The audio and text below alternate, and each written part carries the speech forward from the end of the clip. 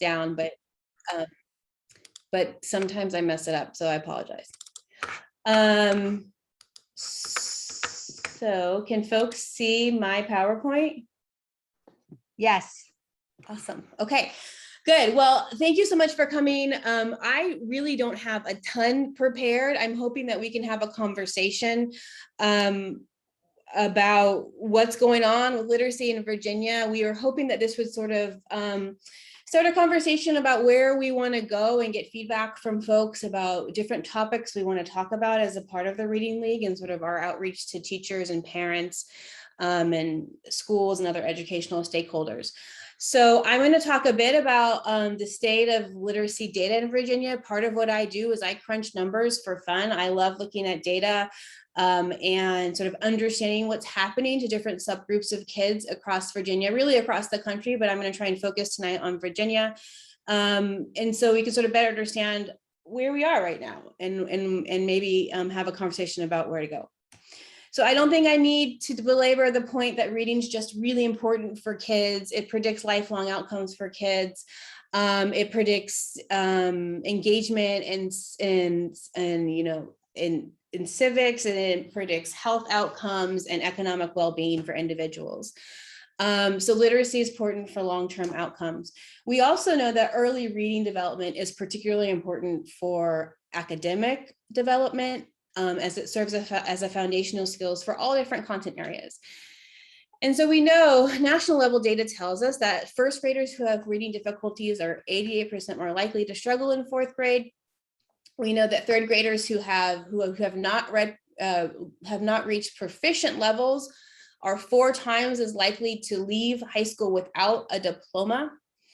And we know that early reading development also plays a really important role in social and emotional development. So kids who are able to read more proficiently in the early grades typically have more positive social emotional development as well. And if you just sort of think about the journey of a kid, you can sort of understand why kids who are struggling to learn how to read or have reading difficulties often become frustrated kids, and sometimes that leads to behavioral stuff happening in the context of classrooms. There's a few newer longitudinal studies that have looked at the connection between early reading development and social emotional outcomes. We also know that this is national level data, very general national level data. This is from the NAEP scores. We know that most kids, if we just kind of look at grade level achievement from kindergarten through well, this is fourth grade, but if you look at it kindergarten to fourth grade, it kind of all says the same thing, in that in general, on average, 40% of our kids out of the general population are not reaching grade level benchmark. Well, 60% are.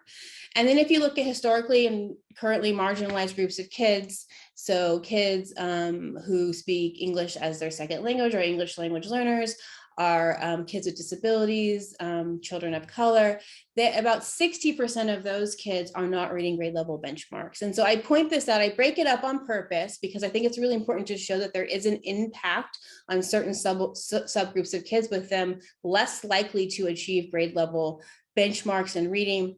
But also really importantly, 40% of kids not reading grade level benchmark overall is not that great either. And so there is work to do for all kids across Virginia and across the nation.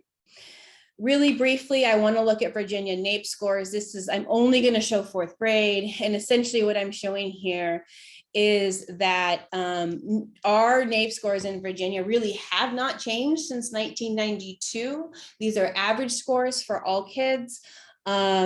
And basically the orange line down the middle was reading first. And so those of us who have been in this business long enough remember reading first.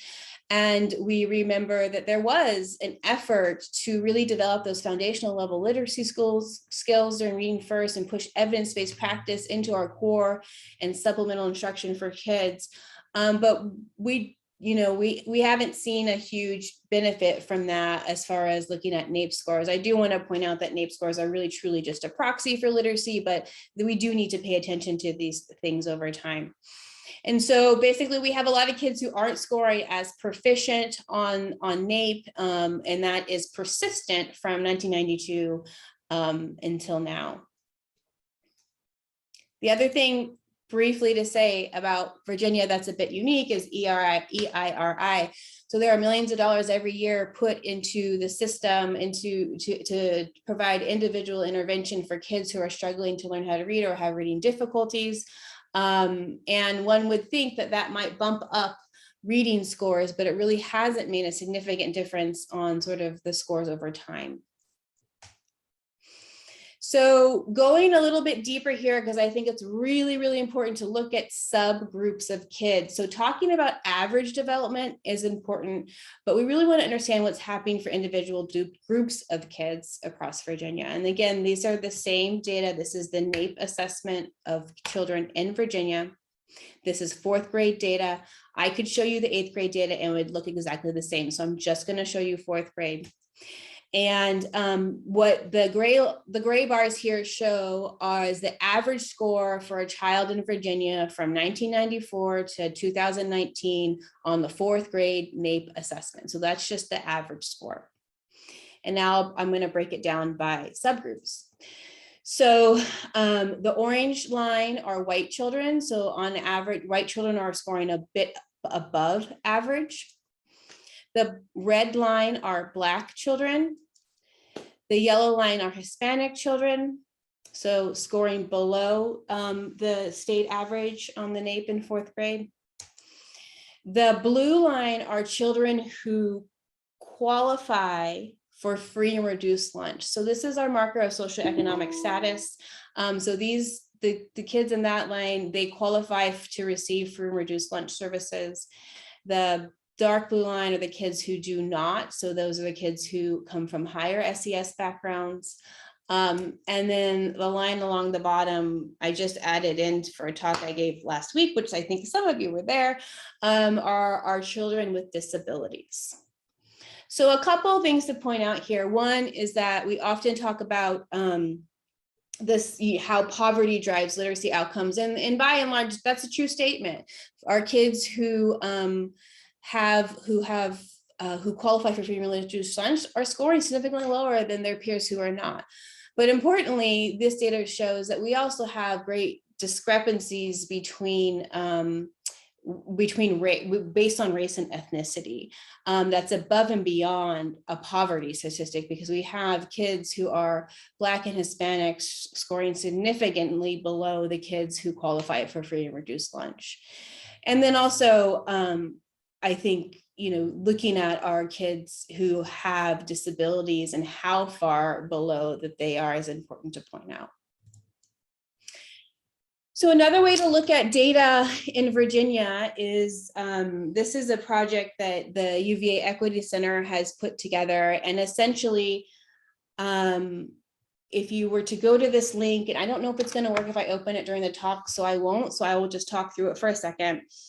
They have taken publicly available data of every division across the state and mapped that data based on discrepancies between groups. And so what I mean is, and these pull down bars here, you can pull a demographic to examine, and then you can look at every division across the state to see the discrepancy between a white child and a Black child, or a white child, and looking at English learners and looking at poverty status.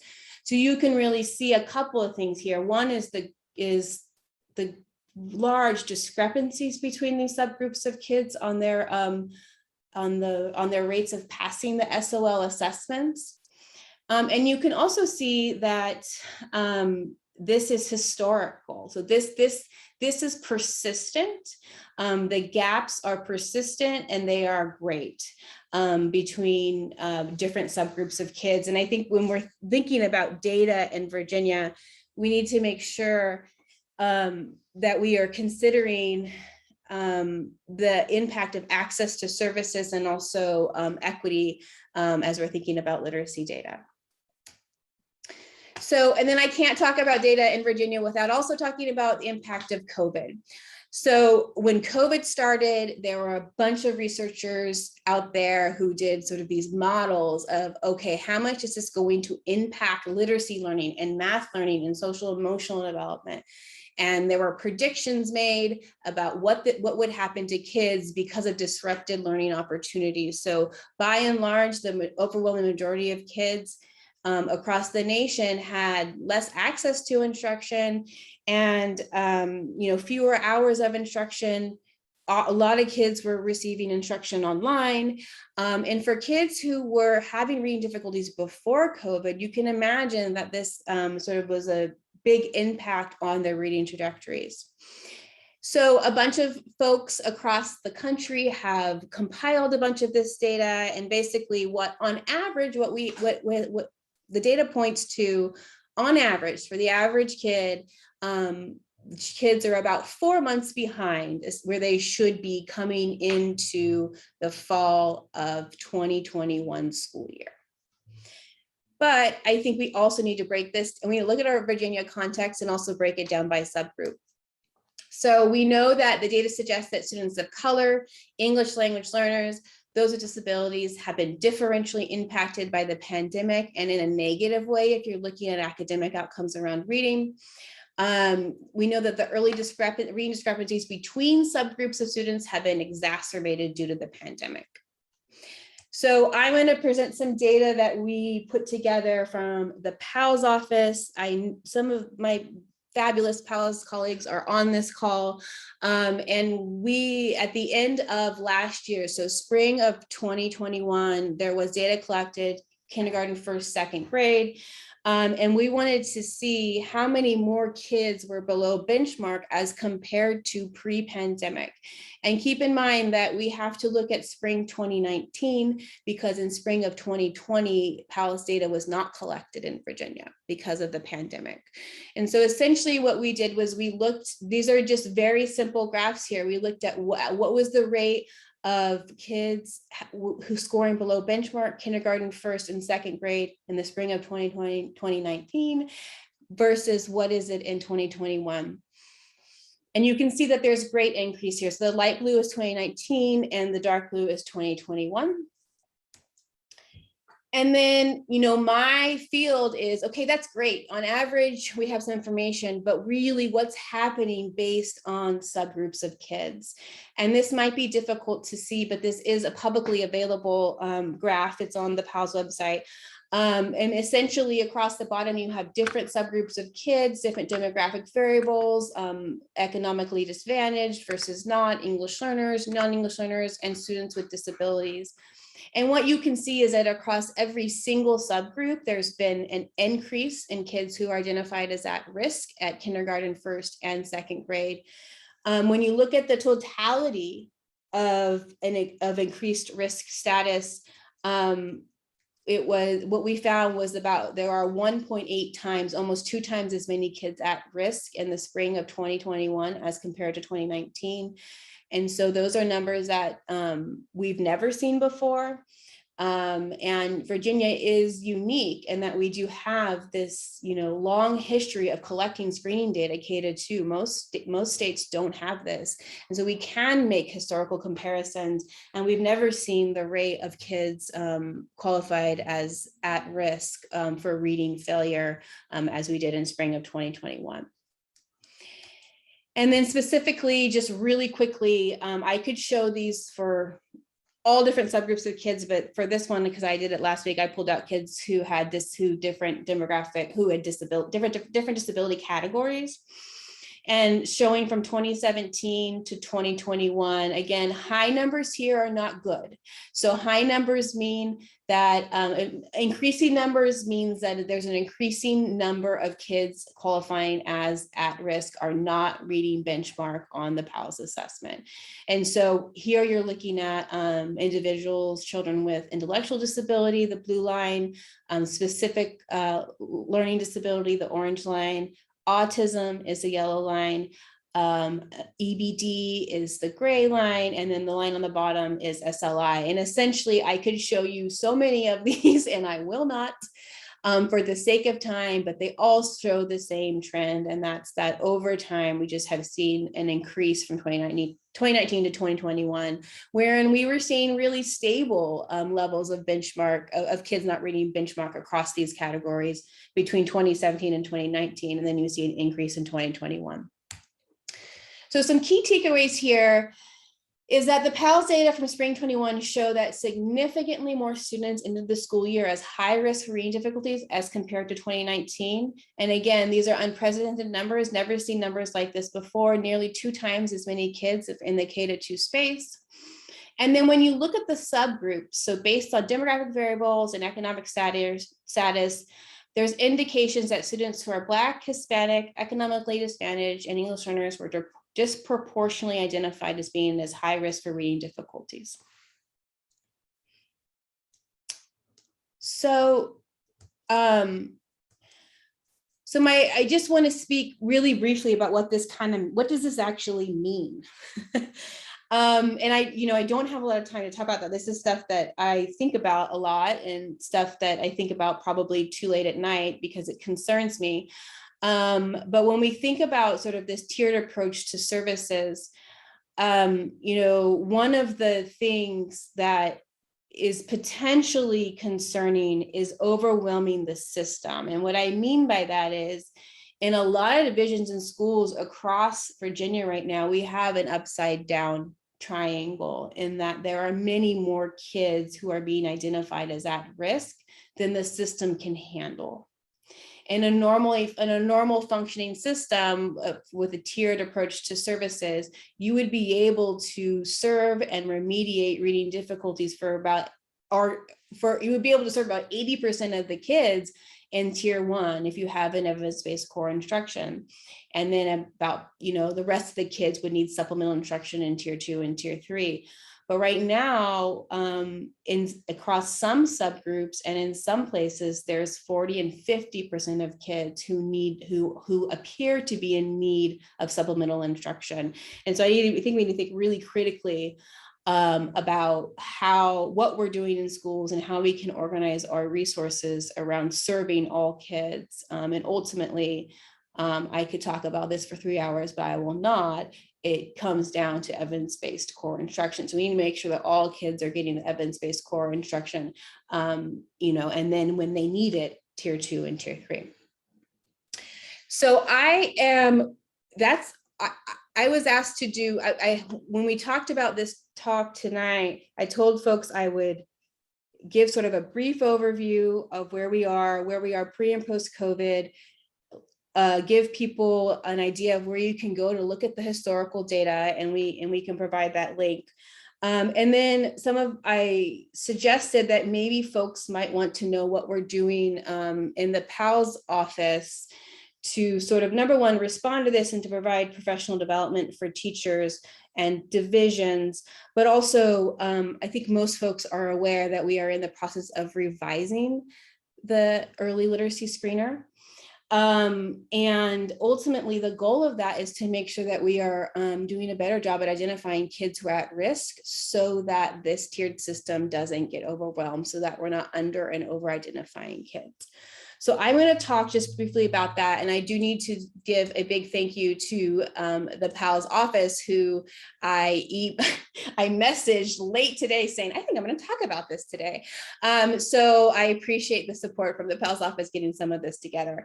So essentially, we have been charged in the PALS office to redo the screener, to revise the screener for pre-K to grade 3, and importantly, in English and Spanish. So, and it will not be a translation, of course. We are creating a screener in both English and Spanish separately. And our goal is to align the screening with the science of reading. And so I just briefly, what is the science of reading? So basically, the science of reading is converging evidence over many decades that has established a scientific evidence base of how reading develops. It tells us how reading develops both neurologically and behaviorally, really important, both neurologically and behaviorally, and why some kids struggle to learn how to read and write.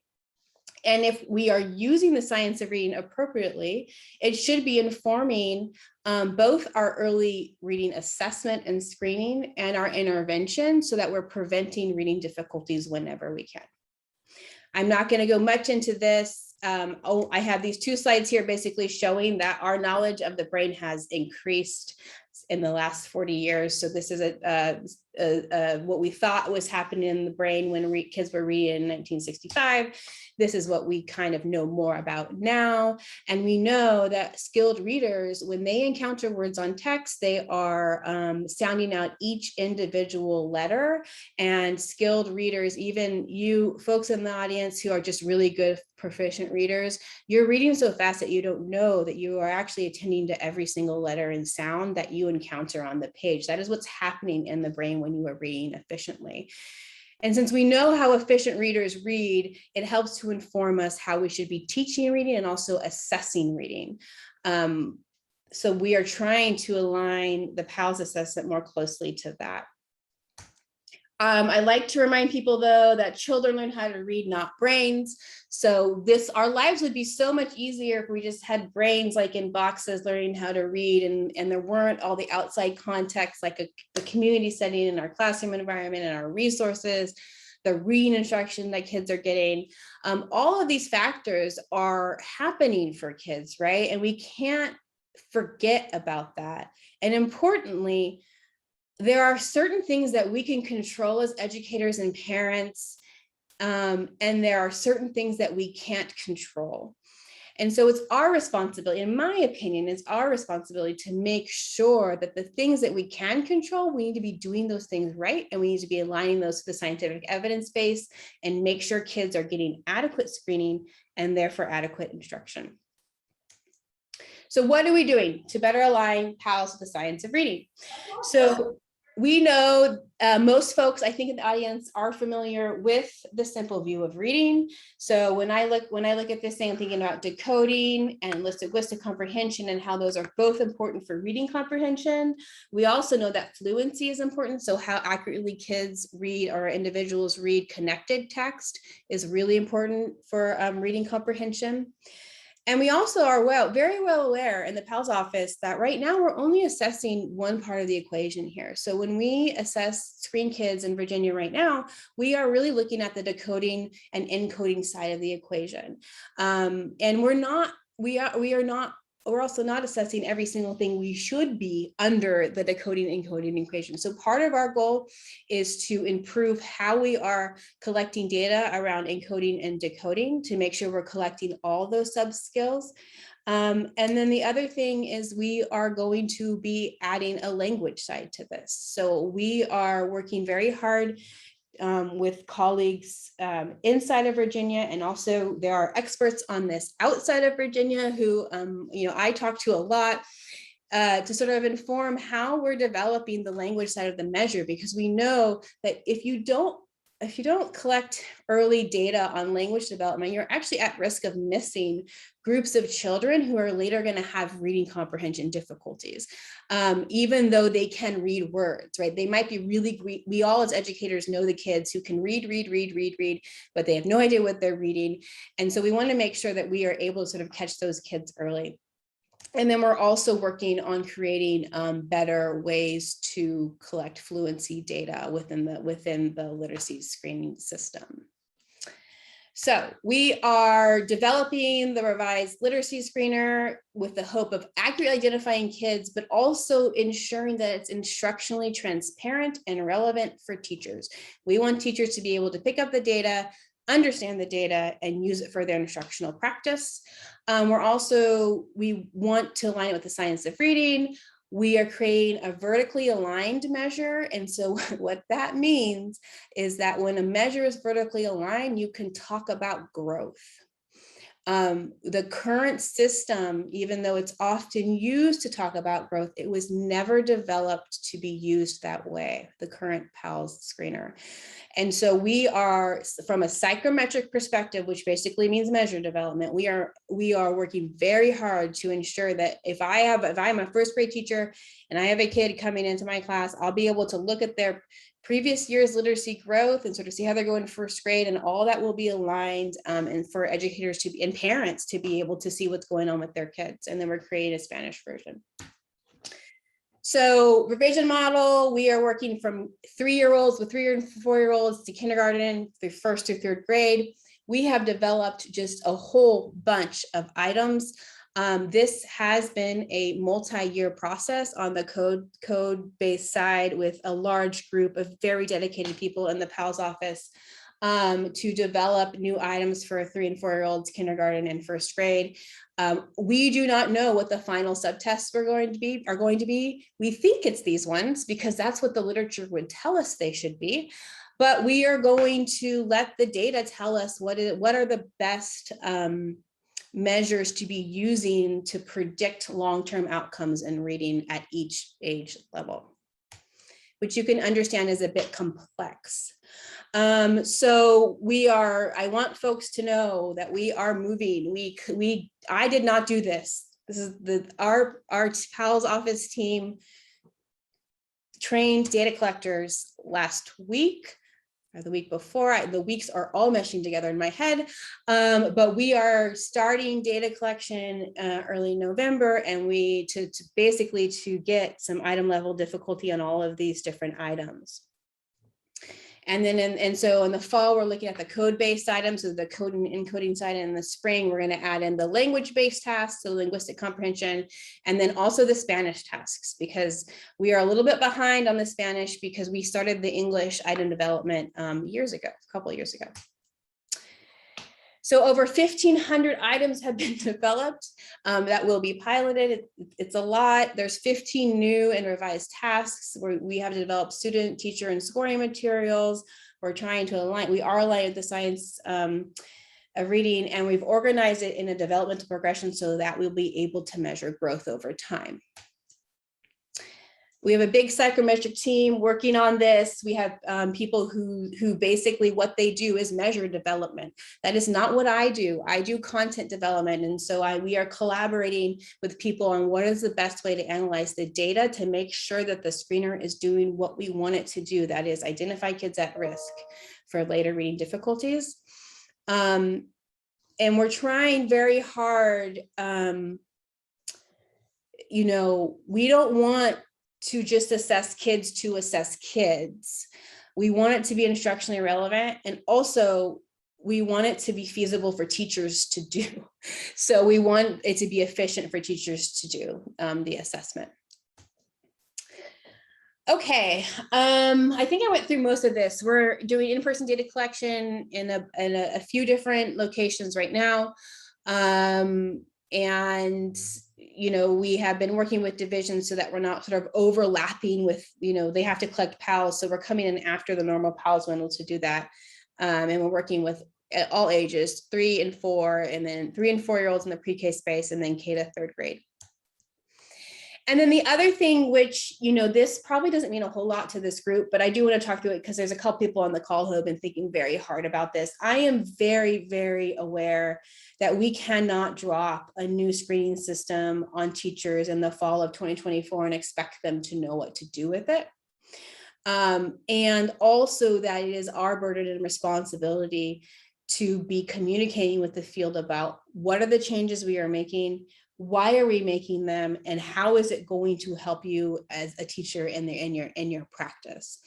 And so we have, I have sort of had some conversations with our professional development team in the PALS office, where basically we are back mapping where do teachers and administrators need to be fall of 2024 when this is fully launched, and what is the professional development that we need to provide between now and then in order to make that happen.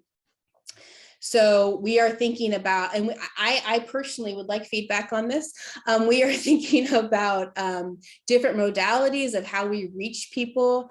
We're thinking about how we sort of make sure that we are circling back to content, that we are hitting the core areas, that we are considering bilingual language development, and what does it mean to also have a screener that does decoding and language. What do those things mean together? How does that inform my instructional practice? And then also something that I think we don't pay a whole bunch of attention to is data literacy. So how can teachers understand the data, interpret the data, and then use it for their instructional practice?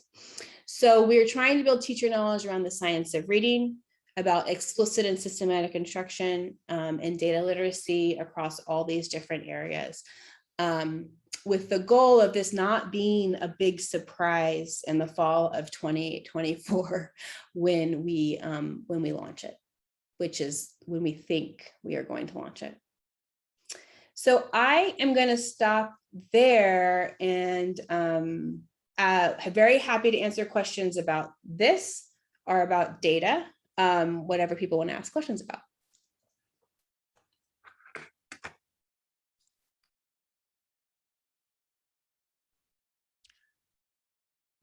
Emily, this is Jen, and I noticed that someone, Mike in the chat, had made the statement that we need to provide intervention in tier 1 because of the great amount of children who are at risk. So I guess one question I have is, we need teachers to really understand differentiation in that tier 1 setting now more than ever. Do you have some favorite resources, experts on differentiation and how to provide those interventions within that tier 1 or that general education classroom that you would point us towards? I have research on this. I should have shared that. I mean, I could start talking about that, but I won't. I have research on this and some papers on this, which I'm happy to share. In fact, one that Diane had mentioned earlier is one of them, the first how to reach first grade struggling readers. I think often our model in Virginia has, and this is not a criticism, but it just is, right? Is that we've had the ERI funding for so long that often we think if a kid screens as at risk or below benchmark, that it's someone else's responsibility to take care of, right? So the reading specialist is going to help me, or the PALS interventionist, or whatever you call it in your division. And I talk about this a lot because I think it's really important for us all to consider that it's everybody's responsibility to teach kids how to read. The core instruction is essential. I have some data on this sort of showing that dosage is really important here. So for kids who are really struggling to learn how to read, they need evidence-based core, but they also need the appropriate amount of dosage of targeted instruction, and that there is data to show that teachers can do that, but they have to be highly trained. I mean, they have to receive professional development that maybe they're not receiving. And so because there's a couple of things at stake here. One is that they have to be providing evidence-based core, and that requires teacher knowledge, that requires development of teacher knowledge and supplies like at their fingertips. They have to have the right curricula, right, to be implementing. And number two, if you're asking a teacher to provide intervention for their most at-risk kids in their classroom, then they have to be taught how to do that, number one. And it's not just the skill of doing it, it's what do I do with the rest of my class when I'm doing intervention or differentiated instruction with a small group. So there's multiple places you start to push on. And I would suggest, I mean, my work in this, we've done this through randomized controlled trials. We're working with teachers who get the intervention and those who don't, and we compare progress over time. Has shown that this is not like a 1, 2, 3, 4 day professional development. This is a year-long or multiple year-long commitment to professional development where teachers are building knowledge and also having the opportunity to practice skills, and they are coached through this. In a lot of cases, we are fundamentally asking teachers to teach the way that they're teaching reading, and that is not easy. It's a huge ask.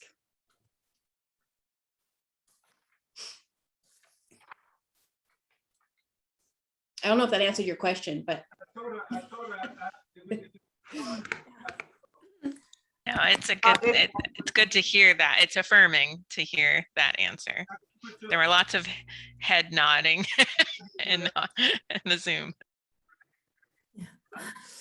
Emily, this is Jacqueline Alston. My question, I had placed it in the chat. Will there be a parent-friendly report for families from PALS? Yeah, I thank you so much for asking that. This just came up. I don't know when it came up. I'm in so many meetings right now for the literacy screener, but it came up, I think at the steering committee or something. But yes, I think, there's a couple things that are going to happen here. One is that the entirety of the platform that PALS is on right now is going to shift to a new and a better platform, which I think will be important. But we talked recently in one of our meetings about how do we reach parents? How do we inform parents of where their kids are? I recently talked to Krista, who I think is on here somewhere, who's helping us on some of our professional development stuff about how do we do that now? Because I don't think that needs to wait until fall of 2024. We do have data that we can use to inform parents about how their kids are doing, and also how they can use those data to talk to schools, to talk to teachers and to schools about how their kids are doing. So that is on our radar. Absolutely, it's on our radar. And I don't think it needs to wait. So we're going to hopefully put some stuff out pretty quickly, soonish, around that. There are parent resources. I think the PALS folks probably are like, tell them there are parent resources. There are parent resources on the public facing PALS website right now. There will be more. Thank you so much. Yeah. Emily, I'm sorry, this is Susan. I have a question that I did not type into the chat box, so I'm cheating a little bit because I'm popping in. One thing that you've said a lot tonight is that, everything is really, the first step in all of this is to have a evidence-based core tier 1 instruction. What recommendations would you give to, whether it's teachers or administrators out there, to what if you're not sure if your core instruction is evidence-based? Where would they go with that to get to work on that first? Yeah, so I mean, I think there's a list of things that I would want to see in evidence-based core instruction, of which we probably don't have time to go over all tonight. But then I believe the National Center for Intensive Intervention has some observation tools for this. And essentially what it is it's a tool that you can sort of look at what's happening in the classroom to see if how close, if you're ready for change, basically. But some of the items are, what does the instruction actually look like? The Reading League has put out a checklist, that's sort of a yes, no, is it present? So is phonemic awareness instruction present in the K-2 space? Is, so it's sort of aligning to what we know from the science of reading. That is publicly available, and folks can start there. But I do think you need to do a deeper dive into what's actually happening in the classrooms. It's one thing to look at the curriculum, but like what's actually happening in practice is a whole nother question.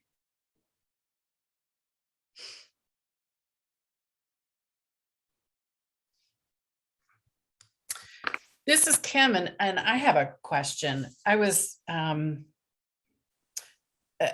of July 1st this year, intervention provided to struggling students through EIRI funding requires students to receive evidence-based practices grounded in the science of reading, or another way to say that, or interventionists and those providers of intervention need to provide evidence-based instruction.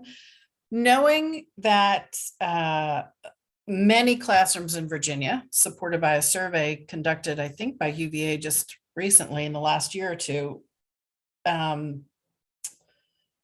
finds that many Virginia classrooms, most Virginia classrooms, several Virginia classrooms, like across the country, use materials that are based in whole language, which is contradictory to evidence-based practices in many cases.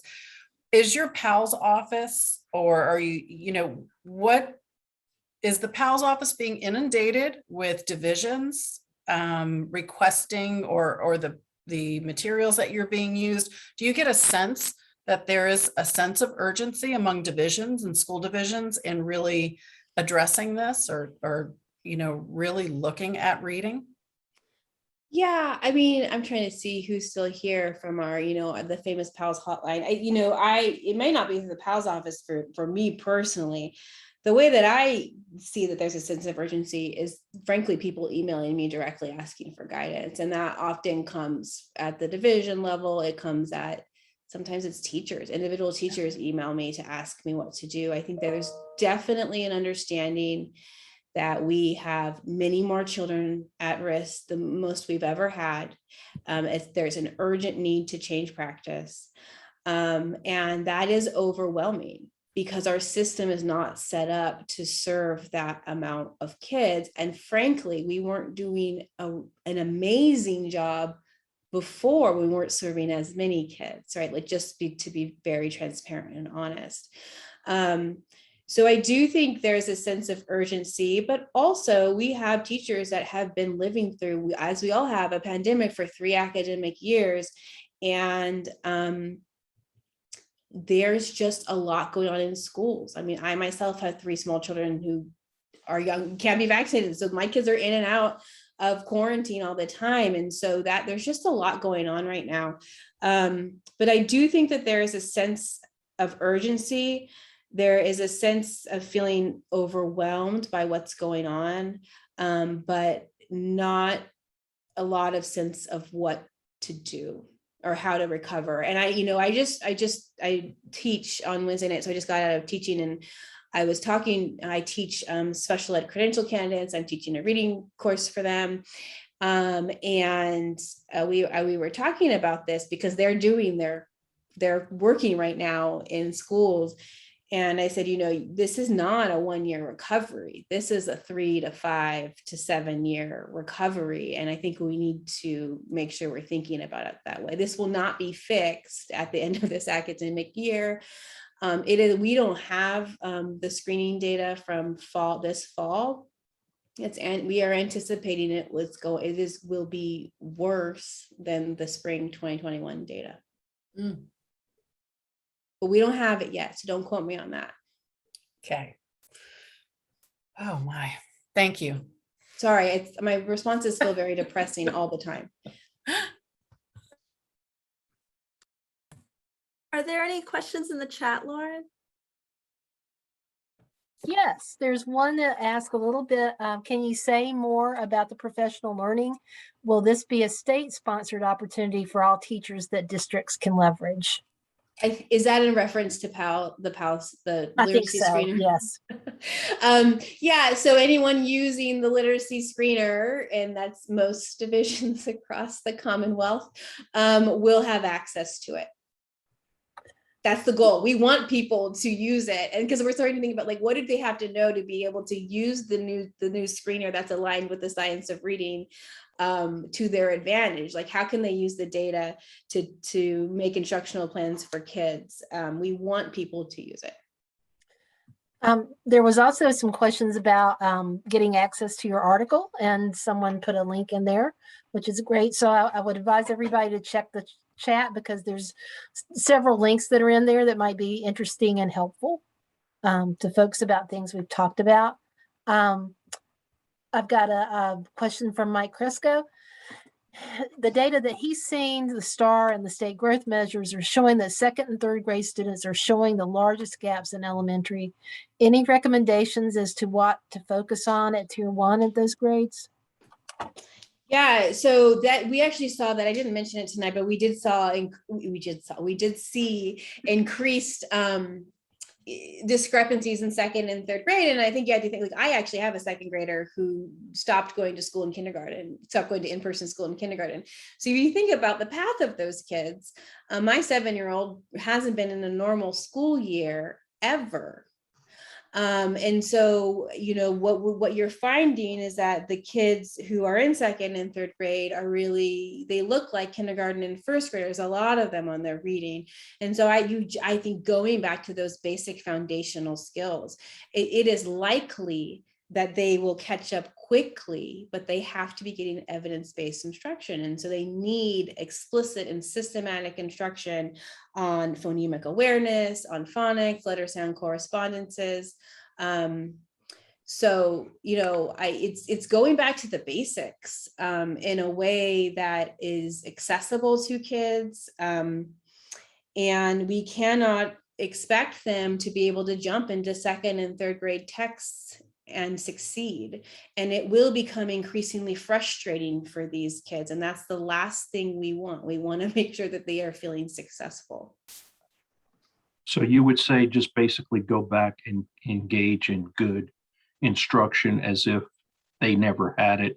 Because I mean, it's not a surprise that they are where they are. Anybody who's ever worked in an elementary school and seen K1 and 2 knew that they were not going to benefit virtually the way other kids were. So.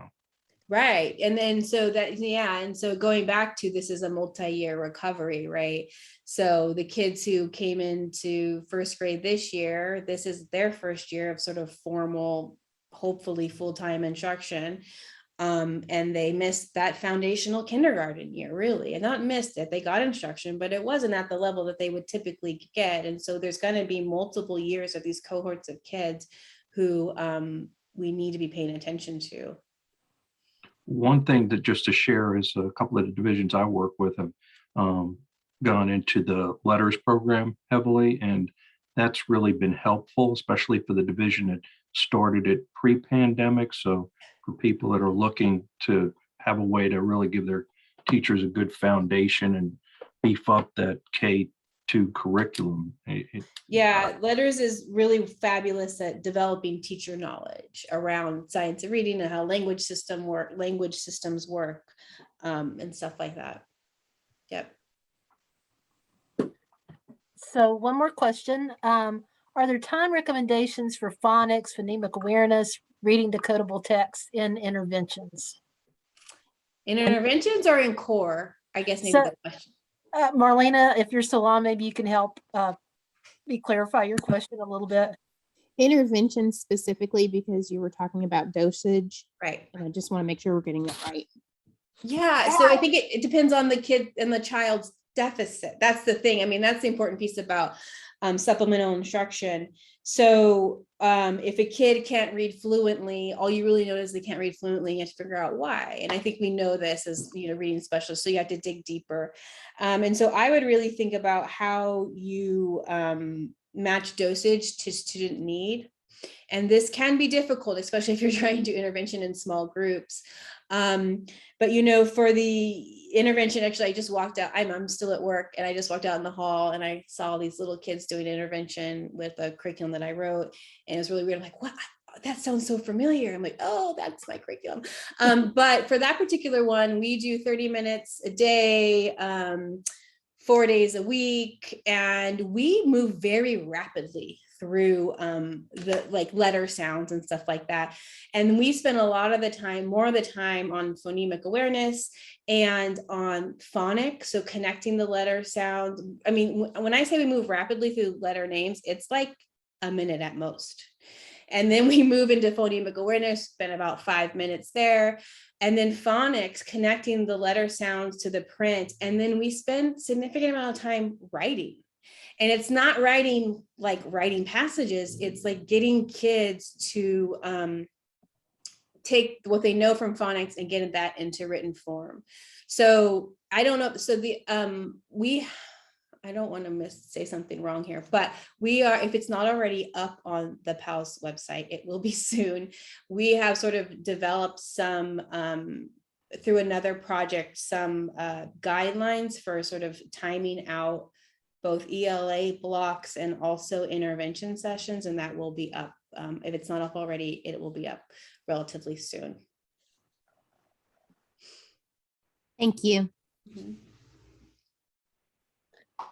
Do we have time for any more questions, or do we need to wrap this section up?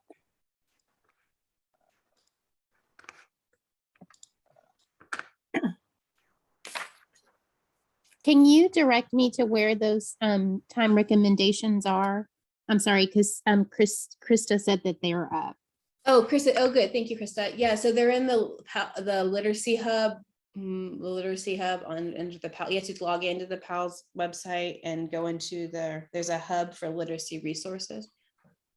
Emily, I might just add, what is your opinion on Dr. Moat's recommendation for first graders, 40% of the English language arts block on word study skills? Can you, I mean, I know we're running out of time, but Is Yeah, I that, think that's fine, but I think understanding how you break down word study, because word study is sort of a loaded term, especially in Virginia. So that is not one thing, it's multiple things. So it's letters, sounds, it's phonics, it's connecting, writing, it's, decoding. So making sure that, I think that recommendation is fine. It's just making sure folks understand what we mean by word study. That Great. encompasses a whole bunch of different type of instruction. absolutely. Thank you for clarifying that. I'll also mention that Kim added her Virginia Reading League email address, and just please consider emailing us with any other suggestions or you have for the chapter, or to address any of the issues or questions we didn't get to tonight that you might have. And follow us on Twitter. Yes, you'll get all the inside information. Yes.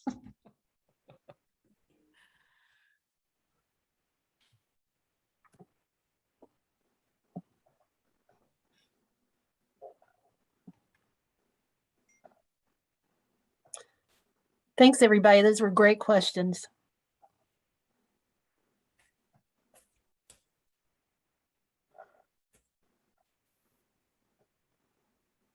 Susan, you okay?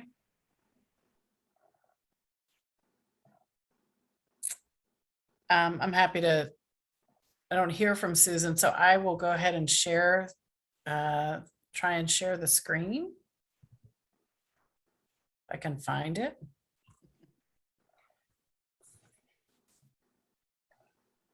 I might have lost it.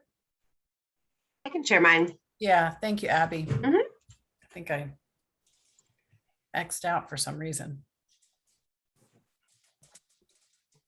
So thank you again, Dr. Solari, for your time tonight. We want to invite everyone to our future TRL-VA events.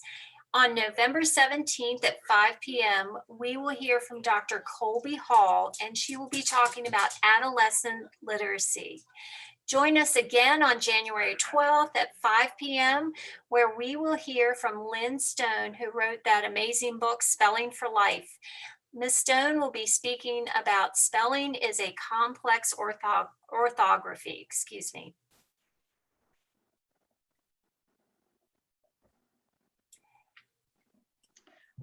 And I wanted to take just a minute as a Zaner-Bloser representative to tell you how proud we are to be a sponsor of the Reading League Virginia.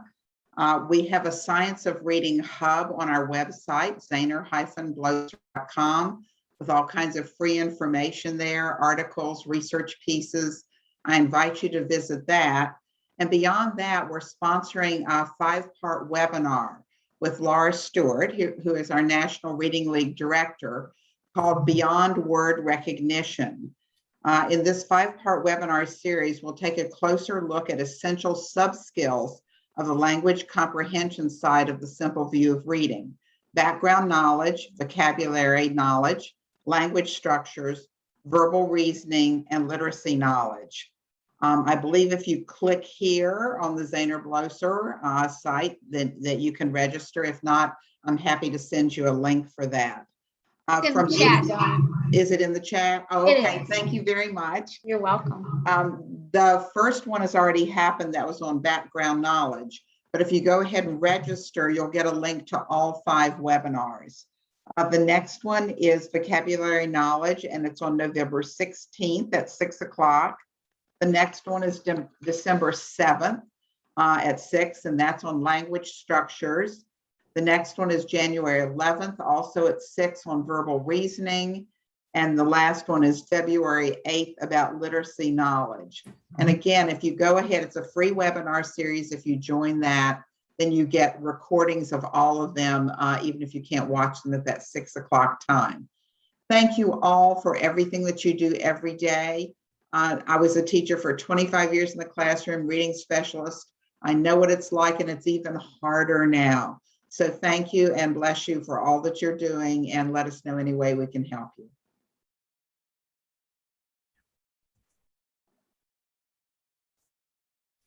Thank you, Donna. At this time, we're going to say goodnight. And again,